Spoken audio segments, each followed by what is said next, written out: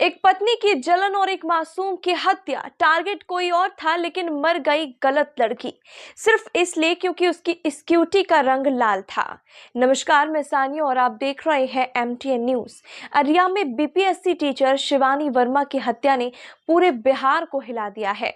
25 साल की शिवानी रोज की तरह स्कूल जा रही थी, तभी बाइक से आए शूटरों ने उन्हें ओवरटेक किया, कट्टा निकाला और गोली मार दी। बाद में यह पता चला कि यह मर्डर गलती से हुआ है। हुस्न आरा नाम की महिला ने अपने पति की गर्लफ्रेंड को रास्ते से हटाने के लिए 3 लाख रुपए में सुपारी दी थी, लेकिन जिस लड़की को मारना था वो उस दिन छुट्टी पर थी। उसी रूट पर दूसरी लाल स्कूटी वाली टीचर शिवानी आई और गलत पहचान में उन्हें मार दिया गया। पुलिस ने 72 घंटे में केस सुलझा लिया।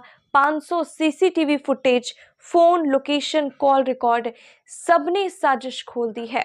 बाइक, कट्टा और कपड़े भी बरामद हुए हैं। तीनों आरोपी गिरफ्तार हैं। परिवार पूछ रहा है, मेरी बेटी किसी की दुश्मन भी नहीं थी। क्या अब हर लड़की जो लाल स्कूटी चलाए वह डरते हुए घर जाएगी?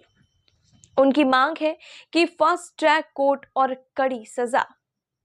यह हादसा सिर्फ एक हत्या नहीं है, यह बताता है कि इंसानी शक और जलन कितनी खतरनाक हो सकती है।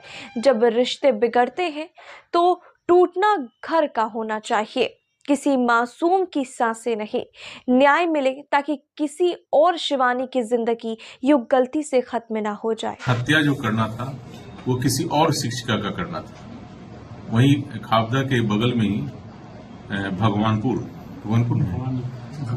भवानीपुर प्राथमिक विद्यालय है, उसमें एक शिक्षिका पढ़ाती है जिनका अवैध संबंध या कहिए कि दोस्ती फारबिसगंज में ही फारबिसगंज करने वाले अपना इलेक्ट्रॉनिक्स है, जनता इलेक्ट्रॉनिक्स का मालिक है, उसके साथ था। उसी की पत्नी के द्वारा ये राजा नाम के अपराधी है जो रामपुर का रहने वाला है, उसको सुपारी दी गई थी 2 लाख का कि हमारे पति को वो बातचीत दोस्ती रखती है, उसे रास्ते से हटाने के लिए। वो भी संजोगवश वो शिक्षिका भी उसी रूट से जाती है और स्कूटी से ही जाती है, तो उसी का लोकेशन ये लोग दिया गया था इसको मारने के लिए। और उसी मारने के कारण उसी का पीछा करते हुए ये लोग पहले से क्रिमिनल जो दोनों था, ताहिर और सोहेल और मारूफ दोनों पहले से वहां इंतजार कर रहा था। चूंकि जहां वो पॉइंट देखे होंगे वहां से दोनों स्कूल जाने का रास्ता है, तो वहीं पर पहले से इंतजार कर रहा था। जैसे ही स्कूटी आते हुए दिखा इसको लगा कि यह वही शिक्षिका है जिसको उसको मर्डर करना है, और उसने रोक के और उस पर गोली चला दिया और वो घटनास्थल पर मौत हो गई। दोनों शूटर जो हमारे थे उनको गिरफ्तारी की गई है। उनके स्वीकारोक्ति बयान के आधार पर घटना में जो प्रयोग किया गया था देसी कट्टा, उसकी बरामदगी की गई है। साथ ही साथ घटना में जितने भी मोबाइल यूज किए गए थे वो सारा बरामद किया गया है। घटना में जो मोटरसाइकिल यूज किया गया था FZ यामाहा, वह भी रामपुर से बरामद कर लिया गया है।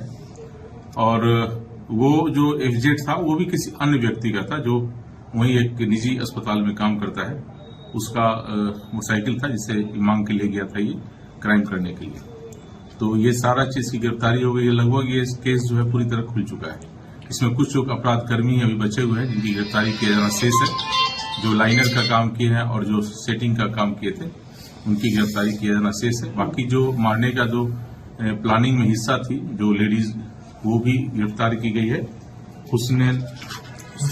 हुस्न आरा पति मोहम्मद साकिर, उसकी भी गिरफ्तारी की गई है और इन तीनों को जेल भेजा जा रहा है।